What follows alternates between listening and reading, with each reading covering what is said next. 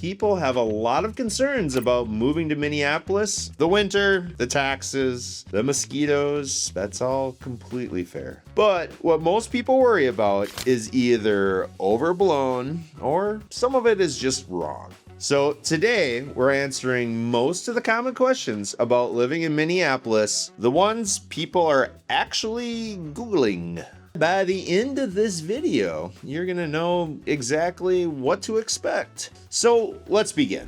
1. Can you actually afford to live in Minneapolis? A lot of people ask this one. Yes, that macchiato you drank yesterday probably costs more than the difference.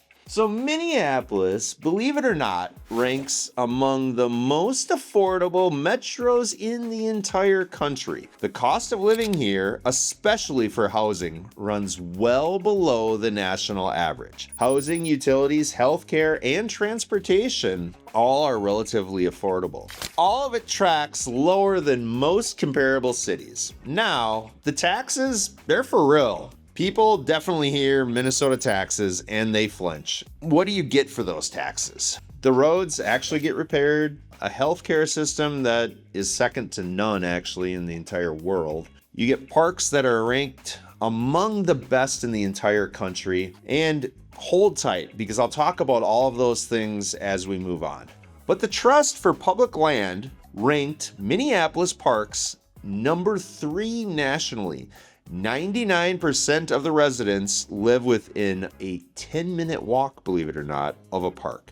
The national average is only 76%. So yes, taxes are higher than some other places, and we'll go back to them later. But the city you're getting for those taxes is actually super well run. So question number 2, is Minneapolis a better deal than Denver, Austin, or Chicago? Well, it's a great question. Austin has better weather for sure. I would say that's only true 70% of the year. It also has a ton of traffic, and you'll age probably 10 years with the commute. Austin's traffic and infrastructure, that's a whole other conversation. Let's compare Minneapolis to Chicago, our huge neighbor to the southeast. Chicago is the 3rd largest metro in the entire country, but it carries higher property taxes and a higher cost of living. Now, Denver has seen some serious price appreciation in recent years. Price per square foot has climbed well past Minneapolis. Here's what we're seeing though in the Twin Cities. The metro median sales price has stayed fairly flat recently. Homes in the city core are moving in the mid 300,000s. Suburbs like Woodbury are tracking in the mid 400,000s.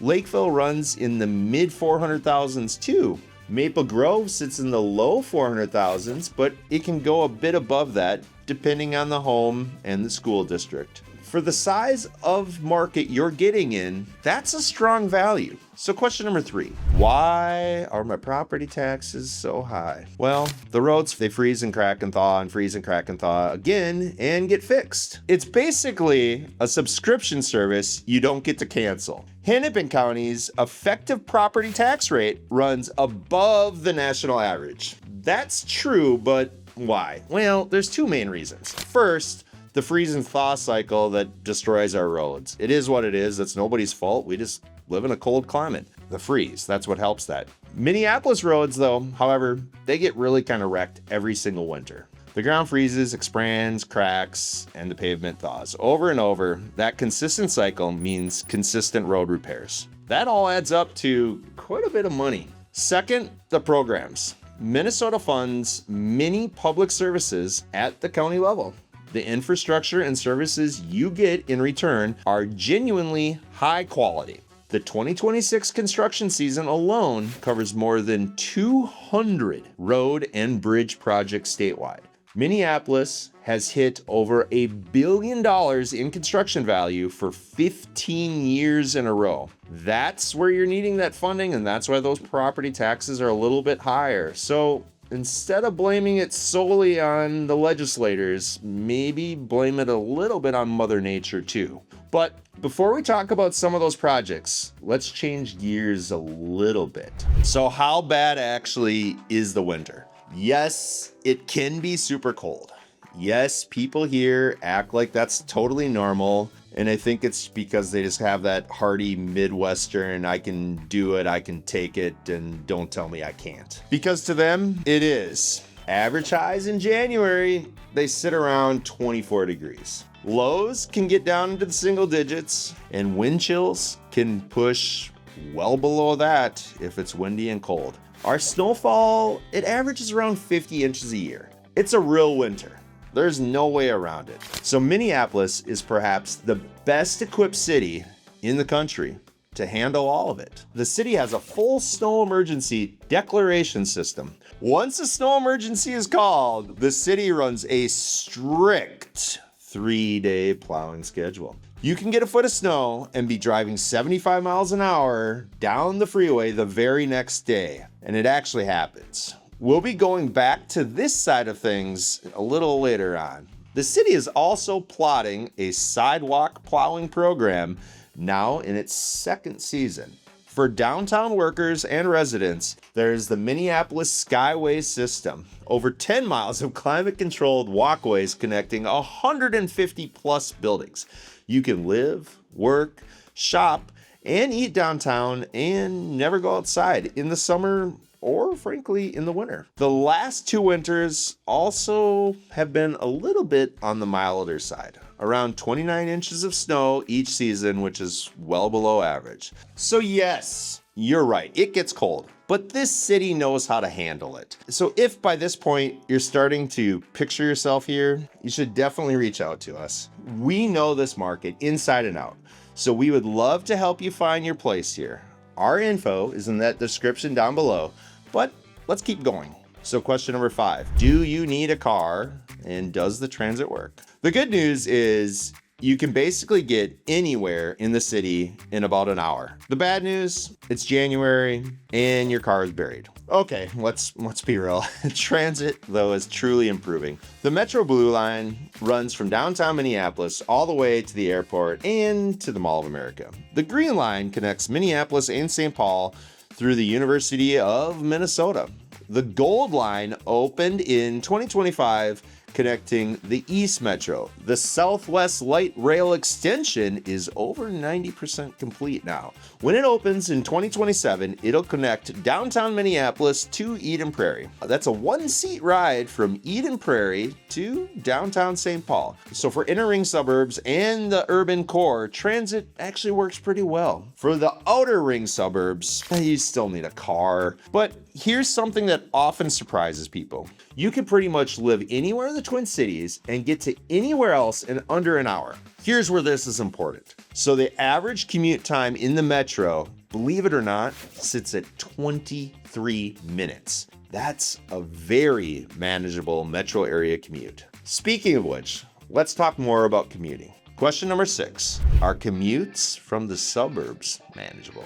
Well, come in early, leave early, or come in late and leave late. If you miss that window, you've got time to rethink every life decision you've ever made. People do ask me though about Lakeville, Maple Grove, and Woodbury a lot. These are 3 of the most popular suburbs in the entire Twin Cities. Woodbury sits east of St. Paul. Drive time to downtown Minneapolis runs between 25 and 30 minutes in normal traffic. So Maple Grove is to the northwest of Minneapolis, and a typical commute to downtown is around 25 to 30 minutes. So it's pretty average. Lakeville is a little bit further south. Off peak, you're talking at roughly 30 to 45 minutes on 35 to get to downtown, but it probably really is, that 35-minute range. So overall, the suburbs you're getting for the commute are pretty strong. We have great infrastructure, good parks, and strong neighborhoods. Before we speak about lifestyle and culture, let me go back to the roads just for a second. So will Minneapolis's roads keep up with growth? Austin grew fast, and they skipped the infrastructure part. If you've been there, you know exactly what I'm talking about. Now it's a cautionary tale with great tacos. They do have some really great taco places in Austin. Let's carry on though. Minneapolis though took a different approach. The infrastructure investment has been consistent for years. MnDOT's 2026 construction season covers big bridge repairs and freeway fixes across the metro. The airport, Minneapolis-St. Paul was rated the #1 mega airport in North America by J.D. Power and Associates. So 3 of the last 4 years alone, we were at the top. So the city planned ahead, and the results are showing. So question number 8, is Minneapolis just a transplant city? The short answer is no. Many companies were born in Minneapolis, possibly during a snowstorm. The truth is the cultural identity runs really deep here. The foundation of the economy is entirely local. Minneapolis is home to 17 Fortune 500 companies, and the Twin Cities has the highest concentration of Fortune 500 headquarters per capita of any major metro in the entire country. You have United Health Group, Target, Best Buy, General Mills, and Ameriprise Financial, just to name a few of the top ones. Those companies, they were literally built here. That kind of headquarters economy creates stability and civic pride that other cities, frankly, they don't always have. People who move to Minneapolis tend to stay, and that's a great sign. But quick, before we move on to the next one, make sure that you do us a favor and hit that like button, punch that subscribe button for more insight into Minnesota. So question number 9, does Minnesota Nice actually exist? Yes, everyone will wave at you, they'll hold your door, and they're gonna ask you how you're doing. Whether they want to hear the answer or not, unfortunately, that's a different story. Minnesota Nice is real, however. People are warm, people are polite, people are helpful, and they are community-minded. That is definitely true. There's a phrase people use here, though. Minnesota Nice, Minnesota Ice. Surface level friendliness, you'll get that everywhere. Deep friendships take a little bit more time to build here. The reason is a compliment to the city, actually. A lot of people have lived here for generations and generations. They have deep roots, long friendships, and strong social networks already in place. That's rare for a major city. So people don't move here just for 2 years and bounce out. I mean, some do, but the vast majority don't. Getting involved in the community is the most reliable way to get into those social networks. Join a league, show up to neighborhood events, be consistent. That's how it works here. Question number 10. How dangerous are Minneapolis winters for driving? 2 words for you. Slow down. That's honestly most of it. So the biggest hazard in Minneapolis are roads. They get a little bit of black ice and freezing rain. And those are harder to see and harder to manage. MnDOT does an awesome job. They pre-treat major roads with brine before those winter storms. So the plowing infrastructure, it kicks in fast, and the single best thing you can do is get dedicated winter tires. So it's super important. The difference is all in the stopping. So the city handles the roads, you handle your speed and the tires that you put on your car. Do those 2 things and you'll pretty much be fine. If you're wondering about summer though, stay with us. We'll answer a burning question about that later. Question number 11. Are the schools overall as good as people say that they are? Yes, those higher property taxes are doing something. Now you know where the money is going, or at least some of it. Compare Minnesota to anywhere else in the country. The numbers speak for themselves. Minnesota consistently ranks among the top states in the country for education, usually among the top 10 or 20. So if that's important to you, there you go. Question number 12. Is it true Minneapolis has 2 downtowns? 2 downtowns? Yes, it does. Minneapolis and St. Paul sit about 8 miles apart. St. Paul is roughly 8 miles to the east of Minneapolis. They are 2 overall completely different characters. Downtown Minneapolis feels more urban, corporate, energetic. Some of that's waning because, people kind of have left downtown Minneapolis. A company like the Four Seasons doesn't invest hundreds of millions of dollars unless they believe the market will deliver. US Bank Stadium, home of the Minnesota Vikings, has generated over $2.7 billion in economic activity since it opened. That's statewide. The development nearby has added over 4.6 million square feet since 2014.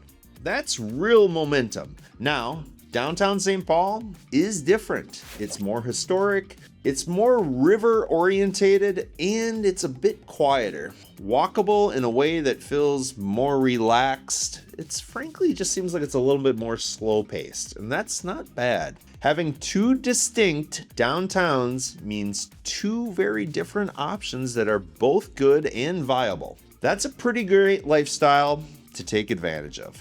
Speaking of which, let's talk about the fun stuff. If you're into hockey or outdoor recreation, is there anything to do? Well, James Beard Chef, a world-class art museum, and legendary music venue. Not much to do around here. Now let's be real, starting with food. Minneapolis officially joined the Michelin Guide in April of 2026. We're part of the first ever American Great Lakes region. Michelin star selections will be published in 2027. The city already has many James Beard nominated and winning chefs. The food scene here is pretty amazing. But what about the arts and the culture? For instance, the Minneapolis Institute of Art is free to the public. Over 100,000 works covering nearly 5,000 years of history. The Walker Art Center is also incredible. Right next to the Walker Art Center is the Minneapolis Sculpture Garden, which is open year-round and is home to the very famous sculpture of the cherry and the spoon. The Guthrie Theater is one of the most respected regional theaters in the entire country. First Avenue is a legendary music venue, part of Prince's legacy too. Shopping, well, we can say it in 4 words, the Mall of America. It's 15 minutes from downtown Minneapolis, or St. Paul for that matter. It has over 500 stores, dozens of restaurants, an indoor theme park, and an aquarium. In the summer, it's festival calendar for sure, and it's packed. The Aquatennial, the Stone Arch Bridge Festival, Midtown Arts and Music's Festival, you have the Renaissance Festival, just to name a few. Live concerts running throughout Target Center, First Ave, the Armory, all season long. There is plenty to do here. Question number 14. How bad are the mosquitoes and the summer humidity? Okay, now the mosquitoes, they can be incredibly annoying, but it depends a lot on where you live. In the metro and inner ring suburbs, the Metropolitan Mosquito Control District does some serious work, and they're really good at it, and they take a lot of pride in it. In 2025, they treated over 269,000 acres for mosquito larvae, treated over 319,000 catch basins, which is really tough work to do, but they do an awesome job. In Minneapolis, mosquitoes for sure are manageable, but if you get out in the country, far away from treatment zones, it can be a different story. They can be quite intense. The summer humidity though, it's pretty real too. Minneapolis summers are warm and humid because we have a lot of water. We have a lot of lakes, rivers, and agricultural land nearby. Dew points in July can rival those in the south. Summer, it's relatively short, but it's vibrant and the city fully comes alive. The heat and humidity last for a few months.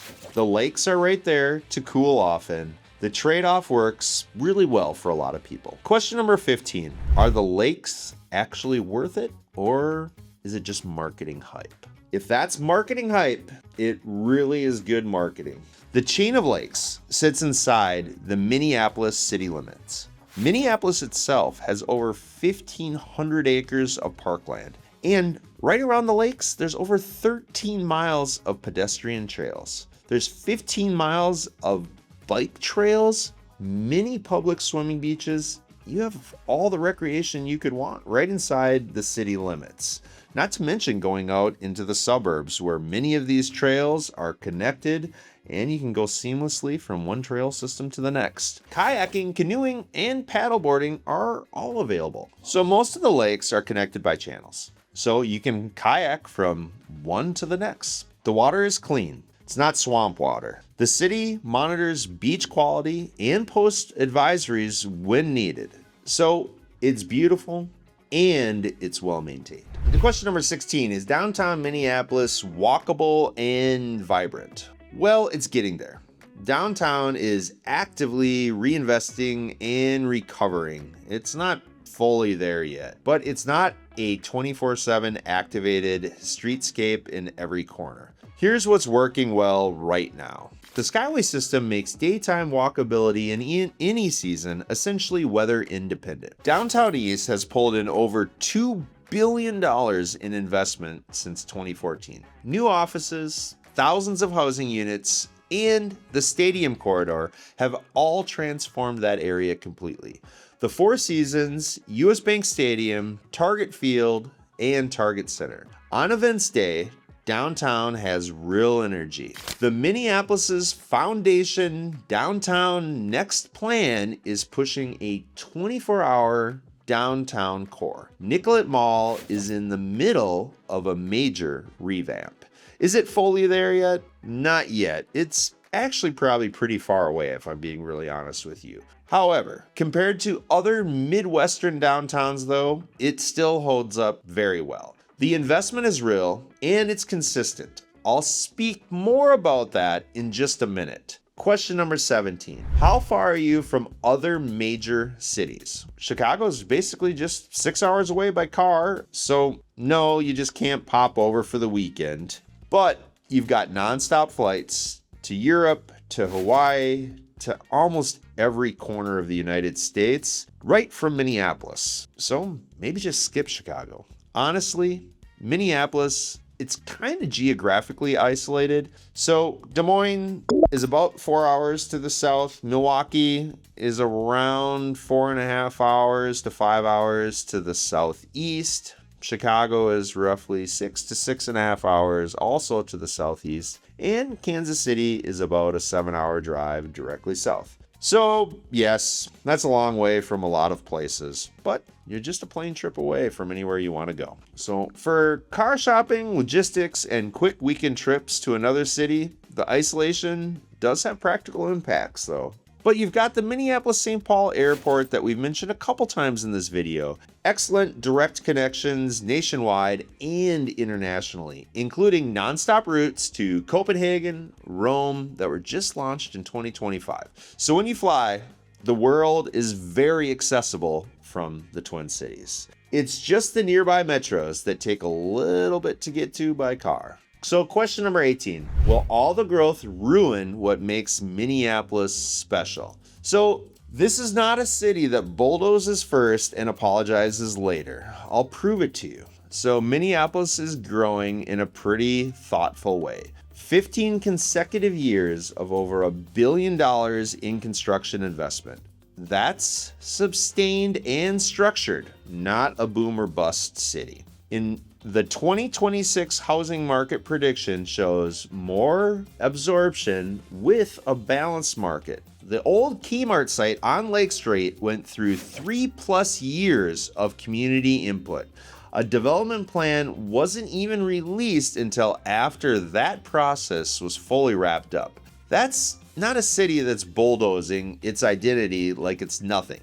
It's thoughtful. So yes, change is happening, but it's being managed and planned the right way for the most part. So Minneapolis has real things to think through. The winters, the taxes, the isolation from other major cities. But the city is well funded, the park system is strong, and the food scene is growing extremely fast. People who move here tend to stay. If that sounds good to you, we want to help you find the perfect fit and the perfect home here. Just email us at team@hhgus.com today and we can speak about lifestyle, budget, and all of it. But there's a good chance you're still trying to figure out the suburbs. They're all a little bit different. Prices, commutes, vibes, the food scene. We'll break that down in a video linked right here. It'll help you avoid that expensive mistake in buying the wrong house. So check it out. So thanks for watching, and we'll see you in the next video and at the next house.